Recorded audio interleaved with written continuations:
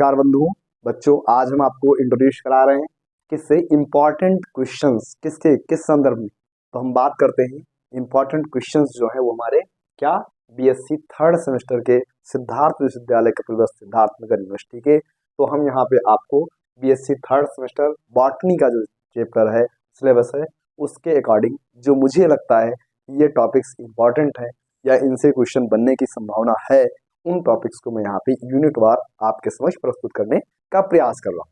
बंधुओं आपको बहुत ही अच्छा लगेगा, बहुत ही बेहतर लगेगा इसको समझ करके जान करके, और इनसे क्या होगा कि आपका इन्हांस हो जाएगा, जो अंक है जो नंबर है वो कई गुना बढ़ सकता है अगर आप थोड़ा सा इस पर ध्यान दे देंगे। इसलिए इस महत्वपूर्ण क्वेश्चन को अभी समय है, अभी आपका एग्जाम लगभग दिसंबर से स्टार्ट होने वाला है, तो अभी आपके पास लगभग का 1 महीने का समय है, तो आप इसमें बढ़िया से तैयारी कर सकते हैं। तो मैं आपके सामने इसको प्रस्तुत कर रहा हूँ, देखिएगा। हम आइए देखते हैं क्या कि पहला यूनिट जो हमारा है ये है आपका taxonomic resources and nomenclature. Taxonomic resources and nomenclature आप सिलेबस देखोगे उसमें तो कई सारे टॉपिक्स हैं, लेकिन जो मुझे ज्यादा इंपॉर्टेंट लग रहा है, महत्वपूर्ण लग रहा है, वो हार्वेरियम। हार्वेरियम नहीं छूटने वाला है, किसी न किसी फॉर्म में हार्वेरियम आपके पेपर में रहने वाला है। तो इसलिए हार्वेरियम एंड इम्पॉर्टेंट हार्वेरिया, कुछ महत्वपूर्ण हार्वेरिया है, उन पर भी हमें ध्यान देना चाहिए, उनको हमें पढ़ लेना चाहिए। इसके साथ साथ बॉटनिकल गार्डन। बॉटनिकल गार्डन की अगर हम बात करते हैं तो आपको पता होगा कि भारत में और दुनिया में बहुत सारे बॉटनिकल गार्डन्स हैं, तो उनके बारे में भी हमको एक बार एक नज़र पढ़ लेनी चाहिए, पढ़कर ही जाना चाहिए। आगे हम बात करते हैं फ्लोरा। फ्लोरा और ICN, ICN international code of nomenclature, ये दोनों जो है आपको इम्पॉर्टेंट है। यानी पहले यूनिट में ये 4 पॉइंट्स हैं जो इम्पॉर्टेंट है, 4 टॉपिक्स जो इम्पॉर्टेंट है, जिनको आपको नहीं छोड़ना चाहिए। ऐसा अगर आप करते हैं तो निश्चित रूप से आपके पेपर में आने वाला है। ठीक है, आगे हम अगला यूनिट की बात करते हैं, तो इसमें है types of classification and evidences. जो टाइप्स ऑफ क्लासिफिकेशन हैं, यानी किसने किसने क्लासिफिकेशन किया और कौन कौन से मेथोडोलॉजी फॉलो किया। तो हमें पता है आर्टिफिशियल, आर्टिफिशियल, नेचुरल और फाइलोजेनेटिक के साथ साथ हम एपीजी भी पढ़ते हैं। तो यहाँ पे हमें एपीजी आपने पिछले सेमेस्टर में पढ़ा है, तो यहाँ पे हमें क्या है कि आपको आर्टिफिशियल और इसके साथ साथ नेचुरल, फाइलोजेनेटिक, इसका एक ओवरव्यू हमें पता होना चाहिए कि किसने किसने क्या दिया।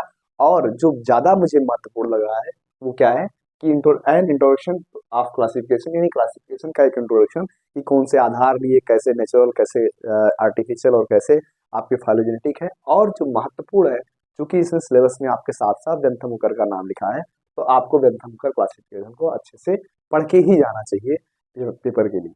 हम अगले यूनिट की बात करते हैं, तो इसमें आइडेंटिफिकेशन ऑफ एंजियोस्पर्मिक फैमिलीज है।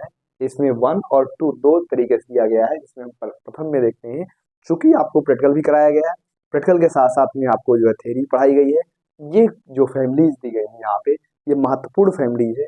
रेनुकुलेसी जो है वो प्रिमिटिव फैमिली है एंजियोस्पर्म की, इसलिए महत्वपूर्ण है। इसके साथ साथ आपकी मालवेसी, जिसमें हम गुड़हल की बात कर लेते हैं, इसमें कुकुरबिटेसी, कुकुरबिटेसी में जिसमें हम कद्दू की बात करते हैं, लौकी की बात करते हैं।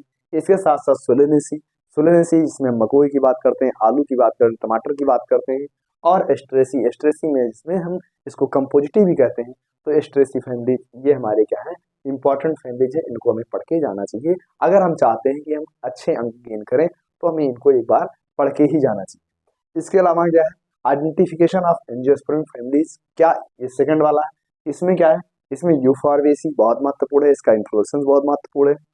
इसके साथ साथ पोएसी, पोएसी जो है वो आपका ग्रेमनी इसको हम कहते हैं, जिसमें हम गेहूं की बात करते हैं, जिसमें हम मक्के की बात करते हैं, ये हमारा पोएसी आता है। और आर्किडिएसी भी आ सकता है, बट आर्किडिएसी में लिख दिया है, लेकिन ये दोनों तो इम्पॉर्टेंट है, इनमें से कोई एक तो निश्चित रूप से आने का चांस बनता है। ठीक है, आगे हम देखते हैं अगला जो हमारा यूनिट है वो है modern trend in plant taxonomy. Modern trend in plant taxonomy मतलब कि जो अभी हम प्लांट टेक्सोनॉमी यानी स्टडी कर रहे हैं, टेक्सोनॉमिकल स्टडी कर रहे हैं, उसमें जो है हमारा क्या देखते हैं कि न्यूमेरिकल और क्वाड्रेटिक, ये 2 टॉपिक हैं। यानी कि हम अभी नंबर, अंकों का क्या, गणित का क्या उपयोग कर रहे हैं टेक्सोनॉमी में, हम उसको उपयोग, उसका भी इसमें टॉपिक्स है। इसके अलावा क्वाड्रेटिक, कैसे क्वाड्रेटिक्स बनता है, इस पर भी हमें जानकारी प्राप्त करनी चाहिए, करके जानी चाहिए। आगे हम देखते हैं तो हमको यहाँ दिखाई देता है क्या, tools and software of the software in plant identification, यानी कौन कौन से टूल्स हैं और सॉफ्टवेयर हैं जो प्लांट को आइडेंटिफाई करने में मदद आते हैं इस यूनिट में, यानी यूनिट 6 में। इसमें जो मुझे लगता है ज़्यादा महत्वपूर्ण है वो GIS मैपिंग। GIS मैपिंग क्या है कि हम जोग्राफिकल जो सॉफ्टवेयर, एक ऐसा सॉफ्टवेयर डिजाइन किया जिसमें हम जोग्राफी के अकॉर्डिंग ये पता कर लेते हैं कि कौन कौन से पॉइंट्स पे कौन कौन से वेजिटेशन हमारे ज़्यादातर मिल रहे हैं। ये हमारा GIS मैपिंग के थ्रू आता है। इसके अलावा हम देखते हैं अगला यूनिट जो हमारा है एर्थ। उस एर्थ यूनिट में क्या है, कंप्यूटर एप्लीकेशन। कंप्यूटर एप्लीकेशन में जो मुझे महत्वपूर्ण लगता है वो क्या है, इंट्रोडक्शन टू कंप्यूटर, यानी कि कंप्यूटर की एक बेसिक समझ आपके पास होनी चाहिए। ज़्यादा आपसे कोई सॉफ्टवेयर की बात अभी नहीं करेंगे, ये थर्ड ईयर में यानी फिफ्थ सेमेस्टर में देखा जाएगा आपसे। बट एक आपको ओवरऑल कंप्यूटर के बारे में थोड़ी सी जानकारी, हार्डवेयर, सॉफ्टवेयर और इनपुट और आउटपुट डिवाइस, इस तरीके से। और दूसरा क्या हमको लगता है इसमें, Excel, MS Excel, Microsoft Excel करके आता है, पावर पॉइंट एक्सेल होता है। इसको भी आप चूंकि मेंशन है तो हमें इसको थोड़ी जानकारी रहनी चाहिए। इतना हमें यहाँ पे इस यूनिट में ये दो टॉपिक महत्वपूर्ण लग रहे हैं। आगे बात करते हैं तो ये टॉपिक भी ज्यादा महत्वपूर्ण मुझे लग रहा है। इसमें aesthetic characteristics of plant. Aesthetic characteristics का मतलब क्या है कि जो हमारी सजावट में, यानी जैसे आपने कोई पार्क बनाया या आप कोई बंगला बना रहे हैं या कोई आप लॉन बना रहे हैं, उस लॉन में आप कैसे कैसे पौधों का चयन करेंगे कि वहां पे कौन कौन से पौधे लगाए जाए जिससे उसकी खूबसूरती बढ़ जाए। तो इस कैरेक्टर को हम एस्थेटिक कैरेक्टर्स कहते हैं। और किसका, प्लांट्स की बात करते हैं। तो आपने कई बार देखा होगा, अगर कहीं बड़े जगह पे गए होंगे तो वहां एक बहुत पीपल का वृक्ष देखते हो इतना बड़ा, बरगद का वृक्ष इतना बड़ा और इतना मोटा उसका शाखा, उसकी ब्रांचेज या उसकी जो है टहनियाँ या उसका कह सकते हो कि आप स्टेम मोटे होते हैं, काफी पुराना 15-15, 20-20 साल का पौधा इतना बड़ा, इसको कहते हैं बोनसाई। ये बोनसाई इंपॉर्टेंट है, बोनसाई हमें पढ़ना चाहिए कि छोटा बाव रूपी, इसको कहते हैं बौना प्लांट कह सकते हैं। तो बोनसाई बनाते हैं हम बड़े बड़े पौधों का। इसके अलावा ग्रीन हाउस आपके सिलेबस में मेंशन है, तो थोड़ी सी बात हमको ग्रीन हाउस के बारे में जाननी चाहिए। ग्रीन हाउस कैसे निर्माण करते हैं, ग्रीन हाउस में कौन कौन सी पॉइंट्स को हमें ध्यान रखना चाहिए। इसके अलावा फीचर ऑफ गार्डन, किसी गार्डन का अगर हम निर्माण कर रहे हैं तो उस गार्डन में हम किन किन बातों का ध्यान रखेंगे या कैसे कैसे पौधों का हम चयन करेंगे, ये इसमें फीचर्स ऑफ गार्डन्स में आता है। इसके अलावा इंडियन गार्डन्स, कुछ इंडियन गार्डन्स जैसे कि आपने राष्ट्रपति भवन के सामने गार्डन देखा है या अन्य प्रकार के जो गार्डन्स, उनके बारे में भी थोड़ी जानकारी आपसे पूछी जा सकती है, आपसे जानकारी ली जा सकती है। यानी कि अगर ओवरऑल आप इतना पढ़ करके जाते हैं तो मुझे लगता है कि आप अच्छा अंक गेन करेंगे, आपका अच्छा परसेंटेज बनेगा और बहुत बेहतर आप कर पाएंगे। इसलिए हम आपसे सजेस्ट करते हैं, हम आपसे रिक्वेस्ट करते हैं कि आप इनको जरूर अध्ययन कर लीजिएगा एक बार, क्योंकि यहाँ पे देख रहे हैं कुछ ज्यादा है, यानी कि 5 और 3, 8 आर फैमिली, चूंकि ये आपका जो सेमेस्टर है वो फैमिलीज पर ही डिपेंड है, यानी कि टेक्सोनॉमी पर ही डिपेंड है, तो ये इसका कोर है, इसलिए इसको छोड़ना नहीं। ठीक है, इसलिए इसको पढ़ के जाना। ये गंतम कर ये यूनिट और ये यूनिट आपको 60 में जो छोटे अंक वाले प्रश्न आएंगे उनमें ये दोनों यूनिट से आ जाते हैं और ये आपके लॉन्ग में आ सकते हैं। तो ऐसे में क्या करना है कि जो ओवरऑल इसमें दिया गया है इसको एक बार आप पढ़ के ही जाइएगा, क्योंकि अभी आपके पास समय है और उस समय का सदुपयोग करिए, अच्छे से पढ़ाई करिए।